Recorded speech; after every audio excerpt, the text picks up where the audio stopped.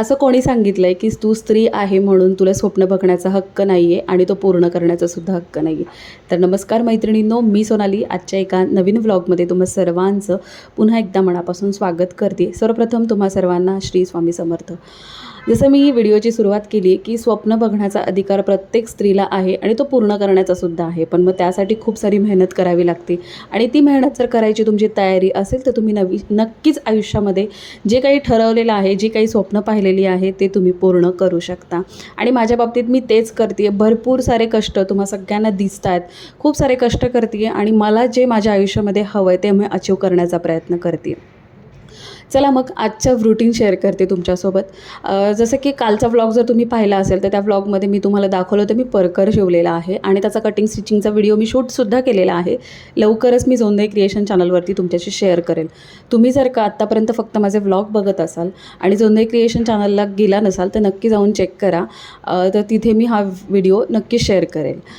आणि जसं मी काल म्हटले की 4 ब्लाऊज मला स्टिच करायचे आहेत. सो आज मला दिवसभरामध्ये हे 4 ब्लाऊज पूर्णच करायचे आहेत, कारण उद्या आहे माझं ह्या घरातून नवीन घरामध्ये शिफ्टिंग, कारण परवा दिवशी पूजा आहे त्यामुळे.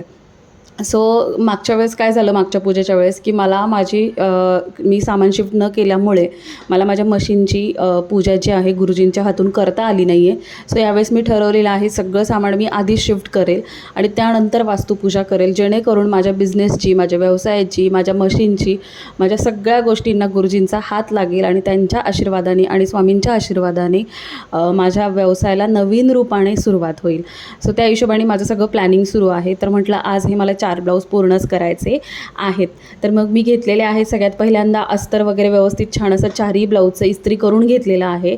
त्यानंतर जसं की ह्या कस्टमरचं माप थोडंसं ऑड आहे, जसं की तिची चेस्ट आणि साईज थोडी कमी आहे कंबर, पण तिचे दंड आणि आर्महोल थोडा मोठा आहे. त्यामुळे मी इथं पेपर पॅटर्न यूज न करता मी डायरेक्टली फॅब्रिकवरती कटिंग करते, कारण ह्या कस्टमरचं आहे ना नॉर्मली महिन्याला 4-4, 5-5 ब्लाऊज असतातच, कारण ती फक्त साडी नेसते.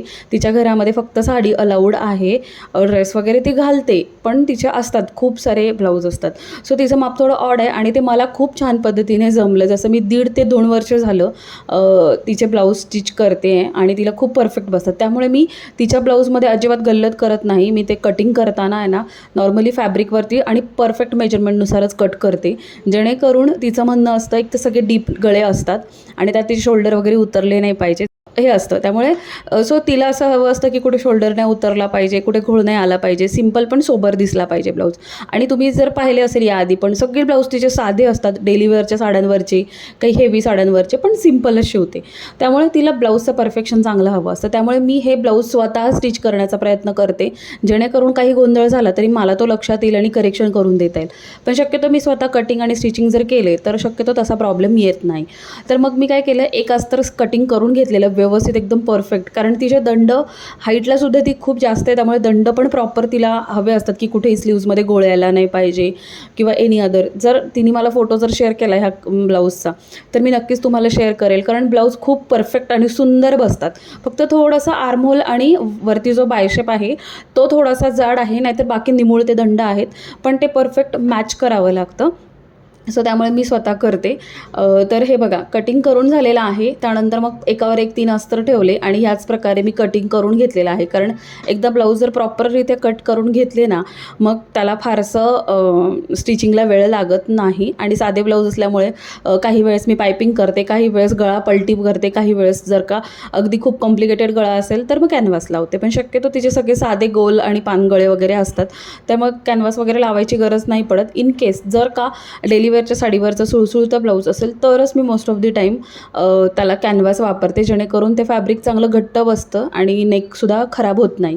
कारण बऱ्याचदा तर ते फॅब्रिक खराब असेल तर नेक पलटी वगैरे केला आपण तर तो खराब होतो. आणि जर मला कॅनव्हास लावायचं नसेल तर अशा वेळेस मग मी काय करते, सरळ सरळ पायपिंग लावून देते. पायपिंगने सुद्धा ब्लाऊजला छान फिनिशिंग येतं आणि दिसताना सुद्धा छान दिसतं. सो असे प्रॉपर सगळ्या 4ही ब्लाऊजचे अस्तर मी कटिंग करून घेतलेले आहेत. त्यानंतर एक एक करून मग मी काय केलं, फॅब्रिक कटिंग करून घेतलेलं आहे आणि अशा प्रकारे सगळ्या ब्लाऊजची कटिंग झालेली आहे.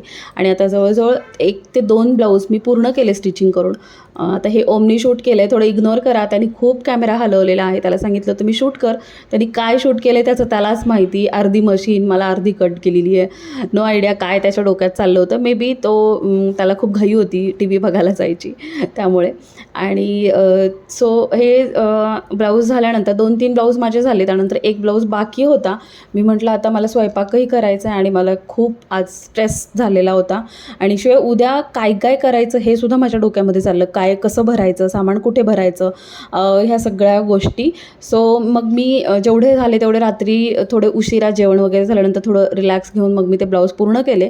सो दुसऱ्या दिवशी सकाळी तुम्ही पाहू शकता हे ब्लाऊज मी पूर्णसुद्धा केले ना. हात शिलाई, हुक लूक सगळं रात्रीच केलं, कारण आता मावशींकडे जाणार, परत येणार आणि ह्या सगळ्या गोष्टीमध्ये माझा खूप वेळ जाणार. आणि जसं की मला पॅकिंगसुद्धा करायचं होतं आणि सगळं ऑलमोस्ट मग मी सकाळी उठल्यानंतर सगळं आवरून मी पॅकिंगला सुरुवात करणार होते. परत तिच्या साड्या एक साईडला वगैरे कुठे पडल्या असत्या, विसरले असते, ह्या सगळ्या गोष्टी मला नकोच होत्या. त्यामुळे मग मी फटाफट हेच काम करून घेतलं. तिच्या साड्या फॉल पिकोला दिल्या होत्या, त्या मावशींनी मला आणून दिल्या. सगळं पॅक केलं आणि लगेचच मी ते ब्लाऊजची पिशवी आहे एक साईडला ठेवून दिली, जेणेकरून तिला सांगितलं होतं की आज दुपारीच घेऊन जा, कारण मला शिफ्टिंग करायचं आहे, त्यामध्ये तुझी पिशवी इकडे तिकडे जायला नको.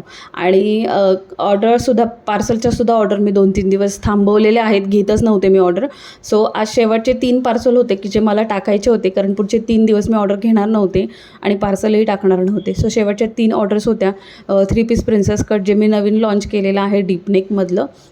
सो त्याचे 3 पार्सल मी इथे पॅकिंग केलेले आहेत आणि आज हे पार्सल पोस्टात टाकले आणि त्यानंतर घेतलेलं आहे पॅकिंगला. सो पॅकिंगचा व्लॉग पुढच्या व्लॉगमध्ये येणार आहे. सो असा होता माझा आजचा दिवस आणि कामं आटोपलेली आहेत आणि आता पुढचे 3-4 दिवस माझं हे घरातलं रुटीनच असणार आहे. तुमच्याशी शेअर करणारे पूजा, त्यानंतर सगळे माझे सासू सासरे वगैरे आलेले आहेत आणि त्या सगळ्या ह्याच्यामध्ये 3-4 दिवस काही मला वेळ मिळणार नाही आहे. जेवढं शक्य होईल तेवढं मी शूट करेल आणि जेवढं पॉसिबल होईल तेवढं तुमच्याशी मी शेअर करेल. सो असा होता माझा आजचा दिवस, आजचा व्लॉग. कसा वाटला सांगा कमेंट करून. लाईक शेअर करायला विसरू नका. चॅनलला नवीन असेल तर सबस्क्राईब करा. चला बाय, भेटूया पुढच्या छानशा व्लॉगसोबत. Bye bye.